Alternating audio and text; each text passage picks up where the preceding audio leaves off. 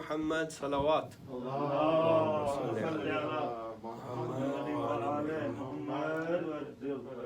اعوذ باللہ السمیع العلیم من الشیطان اللعین الرجیم بسم اللہ الرحمن الرحیم الحمد للہ الذی ہدانا لہذا وما كنا لنہتدی لولا ان ہدانا اللہ لقد جاءت رسول ربنا بالحق الصلاة والسلام وتحیۃ والاکرام علی اشرف الانبیاء والمرسلین حبیب الہ العالمین سیدنا و نبینا و حبیب قلوبنا و طبیب نفوسنا و شفیع ذنوبنا و مولانا ابی القاسم محمد اللهم صل على محمد وعلى محمد وعلى اہل بیتہ الطیبین الطاہرین المعصومین ولعنة الدائمة على اعدائهم اجمعین من الآن إلى قيام يوم الدين. أما بعد قال الله سبحانه وتعالى في محكم كتابه وهو أصدق القائلين وقوله الحق. بسم الله الرحمن الرحيم. يا أيها الذين آمنوا كتب عليكم الصيام كما كتب على الذين من قبلكم لعلكم تتقون. صدق اللہ العلی العظیم. صلو علی محمد وآل محمد. اللهم صل على محمد وعلى محمد. السلام علیکم ورحمۃ اللہ وبرکاتہ. وعلیکم السلام ورحمۃ اللہ. سب سے پہلے آپ تمام مومنین اور مومنات کو ماہ مبارک رمضان کی آمد بہت بہت مبارک ہو. اس دعا کے ساتھ کہ پروردگار عالم اس مبارک مہینے کو ہمارے لیے بابرکت بنائے، ہمیں ہمارے علم میں اضافہ فرمائے، ہمارے تقوی اور ایمان میں اضافہ فرمائے، اور اس مہینے کی جتنی بھی برکتیں ہیں وہ ہمارے شامل حال رہیں. آج ماہ مبارک رمضان کی پہلی تاریخ ہے، سال 1442 اور انگریزی حساب سے بدھ کا دن ہے اور 14 ماہ اپریل 2021. اس ماہ مبارک رمضان کا یہ پہلا دن ہے اور ہمارا یہ پہلا درس ہے. انشاءاللہ آج اور کل اور اس کے بعد جو ایام آنے والے ہیں ان ایام میں ہم کوشش کریں گے کہ قرآن مجید کے حوالے سے ہماری گفتگو رہے اور قرآن مجید کی تفسیر سمجھنے کی کوشش کریں گے اور قرآن مجید کے جو مفاہیم ہیں اس کو سمجھنے کی کوشش کریں گے. اس کی وجہ یہ ہے کہ یہ قرآن کا مہینہ ہے، یہ بہار قرآن ہے.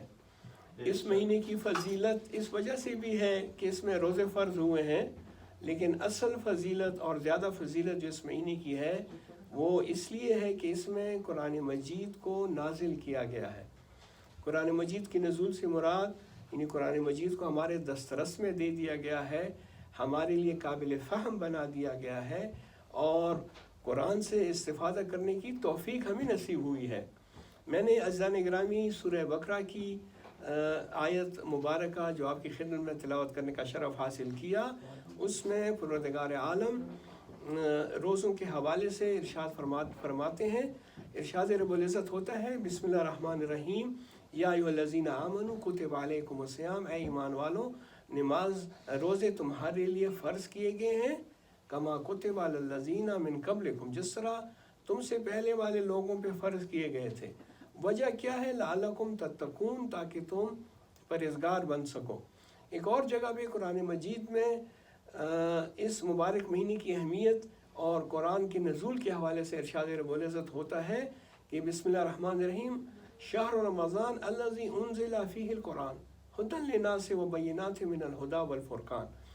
شہر رمضان یہ وہ مہینہ ہے ماہ مبارک رمضان کا جس میں قرآن نازل کیا گیا ہے، جس میں قرآن نازل ہوا. وہ قرآن کی جو ہدایت ہے، وہ قرآن کے جس میں کھلی نشانیاں ہیں. تو جب ہم تفسیر کے حوالے سے بات کرتے ہیں تو تفسیر کے معنی بھی یہی ہیں کہ جو قرآن میں قرآن کی وضاحت کرنا، قرآن کو واضح کرنا اور قرآن کا ترجمہ اور تفصیل بیان کرنا، اس کو تفسیر کہتے ہیں. قرآن کی تفسیر اس لیے ضروری ہے کیونکہ یہ بہت عمیق کتاب ہے.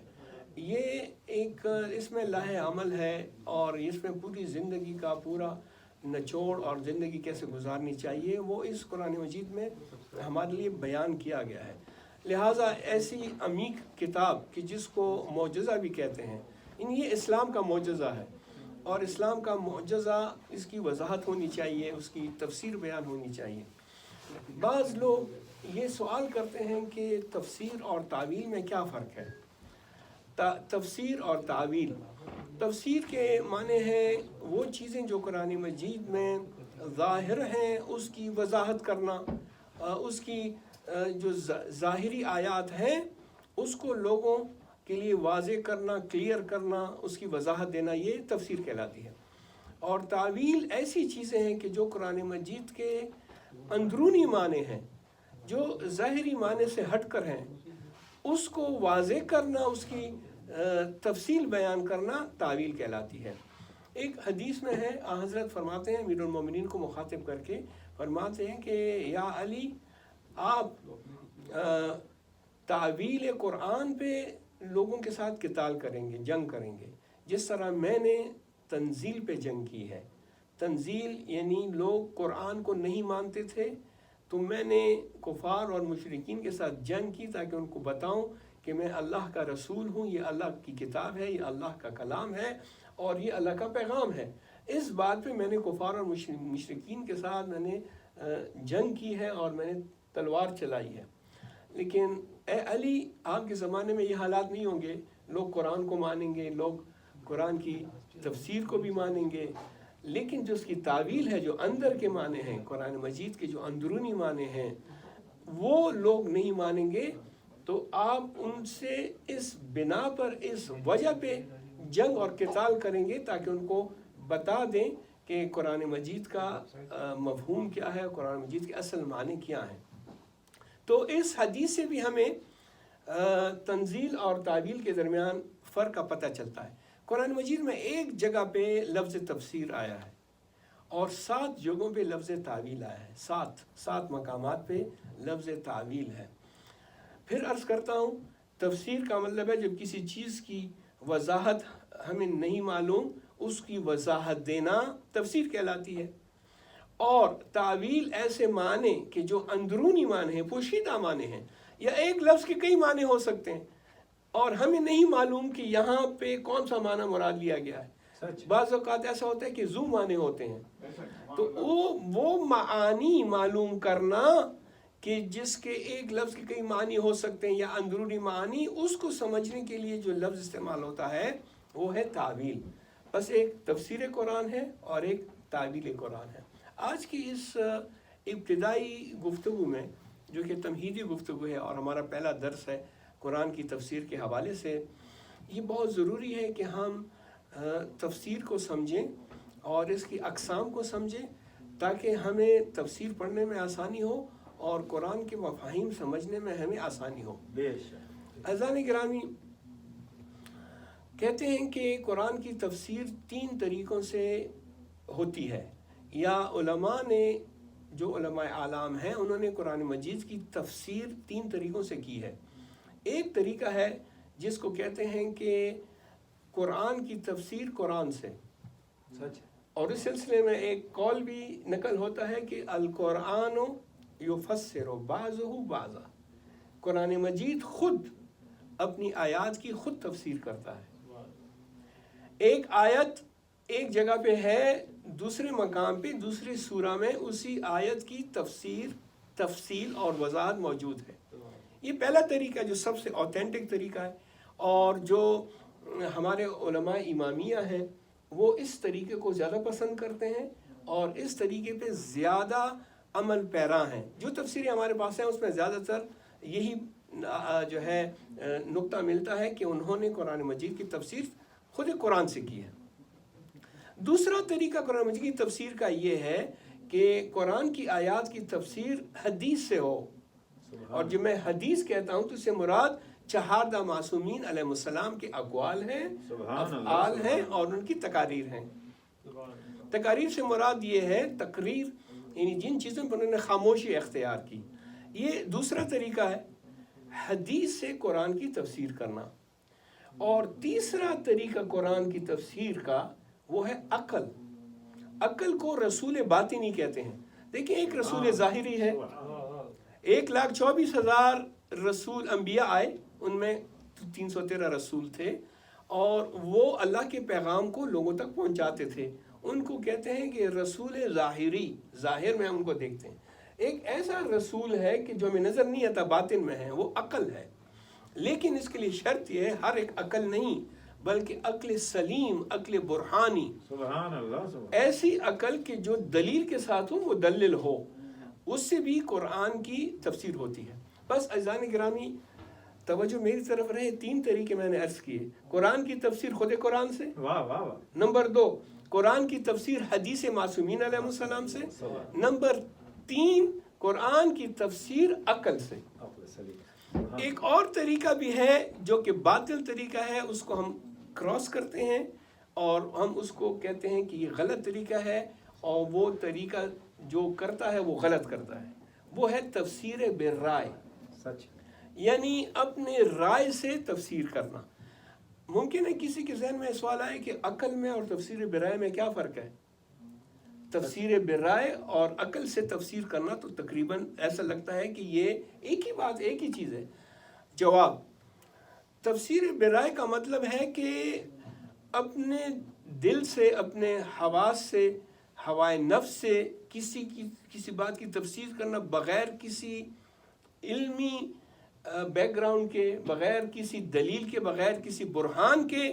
آپ کہتے ہیں کہ قرآن مجید کا معنی یوں ہے اور میرے نزدیک یہ جو آیت ہے اس میں اللہ تعالیٰ یہ کہہ رہا ہے, بغیر کسی منطق, بغیر کسی دلیل, بغیر کسی برہان, بغیر کوئی علمی بیک گراؤنڈ, اس کو کہتے ہیں تفسیر بالرائے. یعنی آپ کے پاس علم نہیں ہے اور آپ کہہ رہے ہیں کہ قرآن مجید کی اس آیت کا یہ مفہوم ہے, تو یہ تفسیر برائے کہلاتی ہے اور یہ ہمارے ہاں حرام ہے. ہو سکتا ہے بعض لوگ اس کو صحیح سمجھتے ہوں, مجھے ان سے کوئی لینا دینا نہیں ہے. ہمارے علماء نے اس کی شدید مذمت کی ہے, اور وہ مذمت بھی اسی لیے کی گئی ہے کہ روایات میں اور احادیث میں شدید الفاظ میں اس قسم کی قرآن کی تفسیر سے منع کیا گیا, اس کو حرام قرار دیا گیا ہے. بلکہ ایک حدیث قدسی ہے جس کی نسبت امیر المومنین علیہ السلام سے دی جاتی ہے, اللہم صلی علی محمد و محمد, کہ امیر المومنین علیہ السلام فرماتے ہیں کہ حدیث قدسی میں اللہ تعالیٰ فرماتا ہے کہ من فسر کلامی برائیہ, جو بھی میرے کلام کو اپنی رائے سے تفسیر کرے تو وہ اس کا مقام اور اس کا مقعدہ اس معنی میں ہے کہ اس کا جو مقام ہے وہ جہنم ہے, اس کا ٹھکانہ جہنم ہے. اور احادیث میں بھی یہ الفاظ ہیں, من فسر قرآن برائیہ کان مقعدہ فی النار. اللہ. اور حدیث قدسی کے جو الفاظ ہیں اس کا مفہوم میں نے آپ کو عرض کیا, ہو سکتا ہے الفاظ ایک آگے پیچھے ہو گیا اس لیے میں اس کا مفہوم عرض کر رہا ہوں.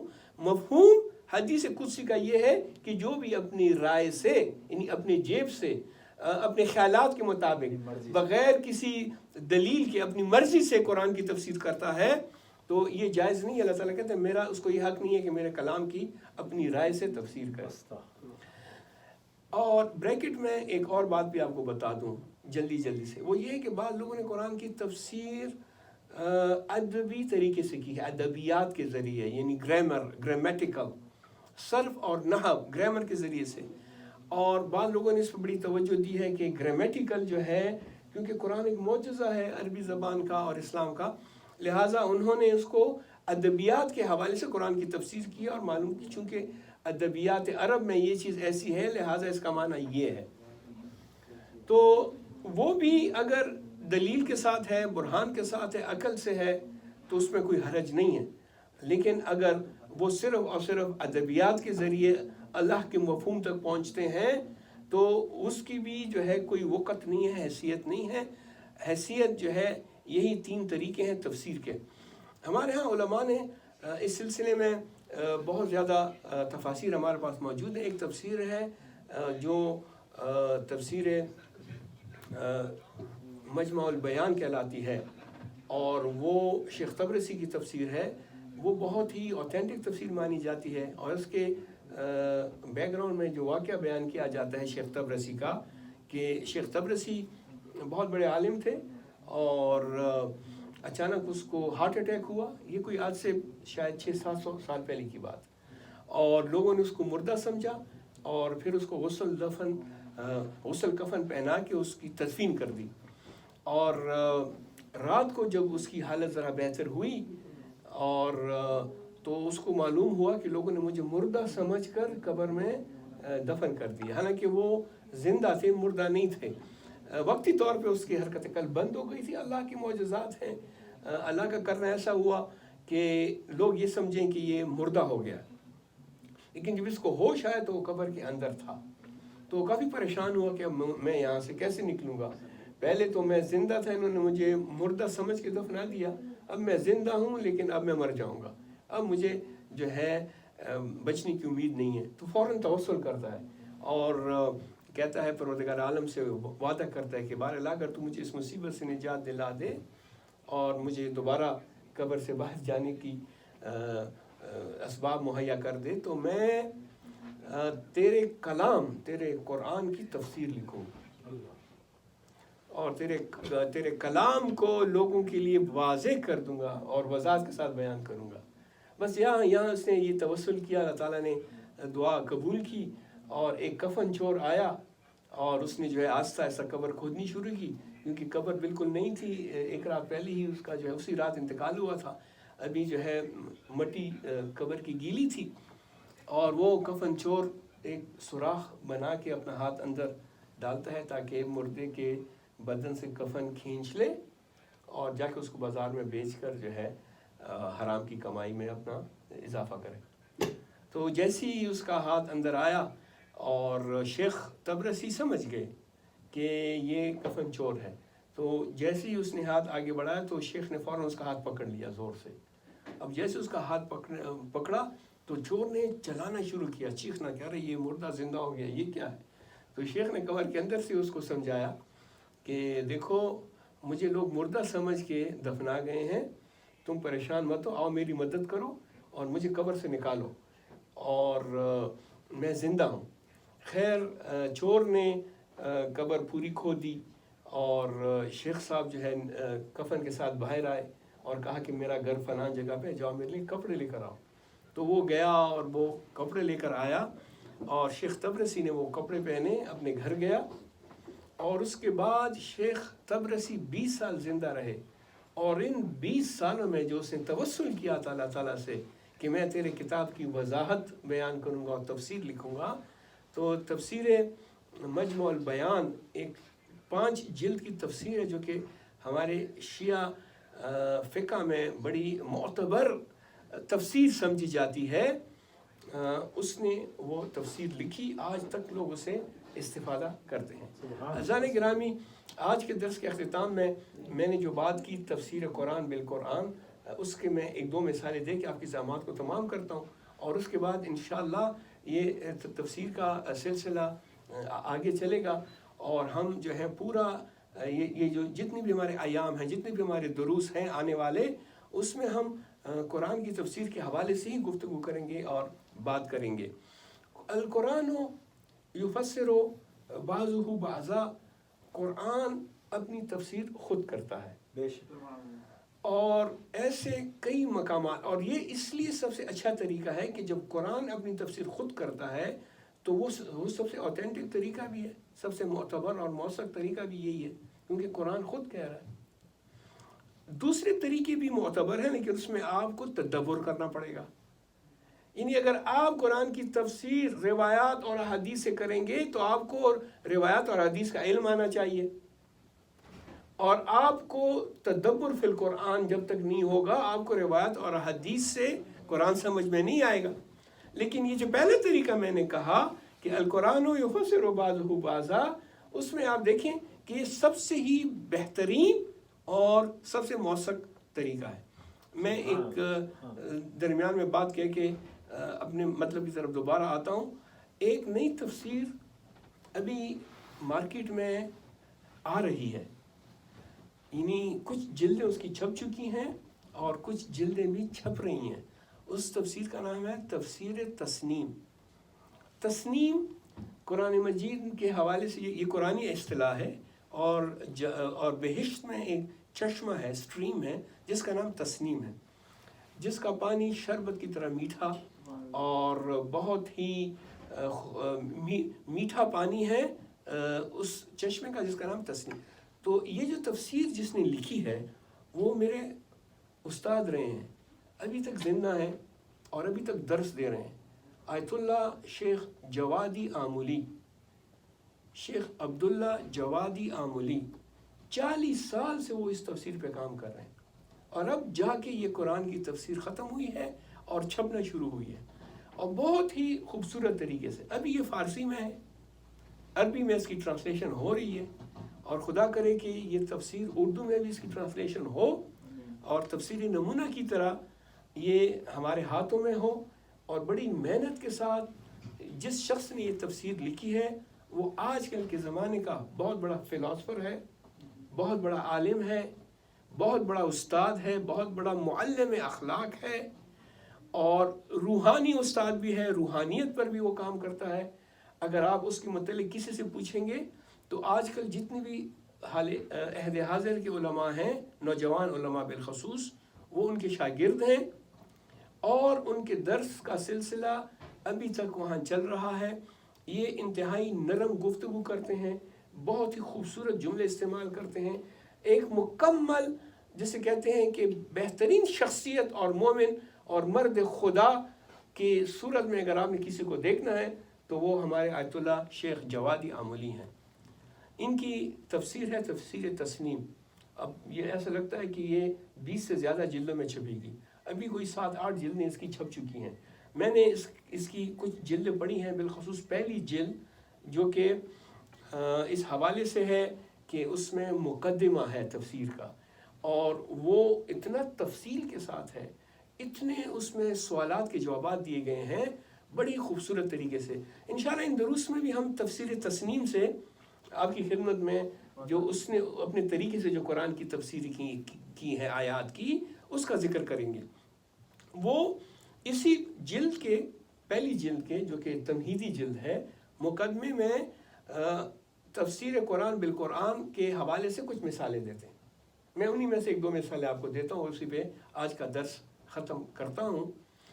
اور یہ جو تفسیر تسنیم کی جس کی میں بات کر رہا ہوں، ایک نئی تفسیر مارکیٹ میں بالکل آ رہی ہے، انہوں نے شیخ جوادی نے بھی اس میں پہلا طریقے پہ زیادہ زور دیا ہے، یعنی قرآن کی تفسیر قرآن سے۔ بعض لوگ کہتے ہیں کہ ہر جگہ تو نہیں ہے، لیکن قرآن میں بھی ہر جگہ تو تفسیر کی ضرورت نہیں ہے۔ اب قرآن میں اگر اللہ تعالیٰ فرماتا ہے کہ ان اللہ علی کل شیء قدیر، ان اللہ علی کل شیء قدیر، اب اس کی تفسیر کیا کرنی ہے؟ اللہ ہر ایک چیز پہ قدرت رکھتا ہے، اس میں تو تفسیر تو وہاں ہوگی جہاں تھوڑا سمجھنے میں آدمی کو ابہام ہو، اسپیشلی ہمارے لیے کہ ہماری زبان عربی نہیں ہے۔ بہت سی جگہوں پہ اسی قرآن میں تفسیر موجود ہے۔ مثال، قرآن میں آیت ہے، میں 2 مثالیں دیتا ہوں اور بس گفتگو ختم کرتا ہوں۔ آیہ کریمہ ہے، بسم اللہ الرحمن الرحیم، الوالدات یرضعن اولادہن حولین کاملین۔ مائیں اپنے بچوں کو، اپنی اولاد کو 2 سال تک دودھ پلائیں، 2 سال، حولین کاملین۔ اور دوسری جگہ پہ قرآن مجید میں ایک اور آیت ہے جو اس صورت کے علاوہ دوسری صورت میں کئی صفحات کے بعد ہے، جس میں ارشاد ہوتا ہے کہ حملہ وفصالہ 30 شہرا، حمل سے لے کر دودھ چھڑانے تک کا وقت 30 یعنی 30 مہینے ہیں، جو کہ 2.5 سال بنتے ہیں۔ اب دوسرے خلیفہ کے زمانے میں ایک نوجوان لڑکی کو لایا گیا اور اس پہ الزام تھا کہ اس نے نعوذ باللہ معاذ اللہ گناہ کیا ہے اور اس پہ حد جاری ہو۔ کیوں؟ گناہ اس لڑکی کا یہ ہے کہ تہمت یہ لگائی گئی تھی کہ اس نے 6 مہینے کہ اس کے ہاں 6 مہینے کے بعد ولادت ہوئی ہے، 6 مہینے کے بعد اس کے ہاں بچے کی ولادت ہوئی ہے، جو کہ ممکن نہیں ہے۔ بچے کا حمل 9 مہینے 8 مہینے ہوتا ہے، 9 مہینے ہوتا ہے، 10 مہینے، 6 महीने में नहीं होता, लिहाजा इस पे हद जारी की जाए, इसका हमल दुरुस्त नहीं है, नऊज़ुबिल्लाह व माअज़ल्लाह। और खलीफा ने भी हुक्म दिया रिजम का, रिजम यानी संसारी का। देखें बड़ी बात है, वो कहा कि स्टोन टू डेथ, इसको जो है संसार कर दिया जाए। ऐसे में अमीरुल मोमिनीन अलैहिस्सलाम तशरीफ़ लाते हैं।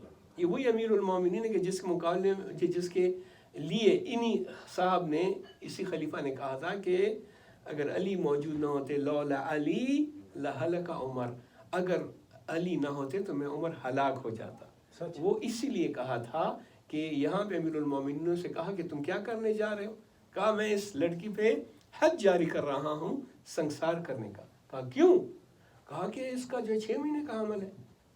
तो अमीरुल मोमिनीन ने कहा कि 6 महीने का हमल तो दुरुस्त है, वो तो हो सकता है, उस शरई तौर पे 6 महीने का हमल जायज़ समझा जाएगा। कहा कहाँ पे है ये, मैंने तो नहीं सुना। कहा तुमने कुरान नहीं पढ़ा? कहा मैंने पढ़ा है। कहा तुमने कुरान में ये आयत नहीं पढ़ी कि अलवालिदातो युरज़िअना औलादहुन्ना हौलैन कामिलैन, वालिदाएं माएँ अपनी औलाद को 2 महीने तक दूध पिलाती हैं या पिला सकती हैं या पिलाना चाहिए 2 साल तक। और दूसरी जगह पे हमल और दूध छुड़ाने का वक्त को 2.5 साल कहा गया है।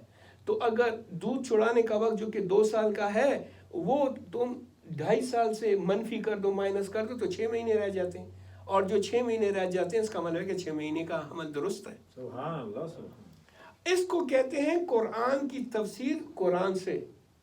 एक जगह पे आयत है, उसकी तफसीर दूसरी जगह पे आ रही। दूसरी मिसाल आपके और मेरे नबी सरकार इमाम मोहम्मद बाक़िर उस वक़्त जो खलीफा था, खलीफा अब्बासी, उसके सामने एक चोर को लाया गया और कहा कि इसने चोरी की है, इस पे हद जारी करें। तो जितने भी उलमा वहाँ मौजूद थे, उनसे कहा गया कि बताएं इसकी हद क्या है। तो एक ने आयत पढ़ी कुरान की, अलसारिको वसारिका फक्तऊ ऐदियहुमा। कुरान कहता है चोरी करने वाला और चोरी करने वाली, उनके हाथ को काट दो, उनके हाथों को काट दो।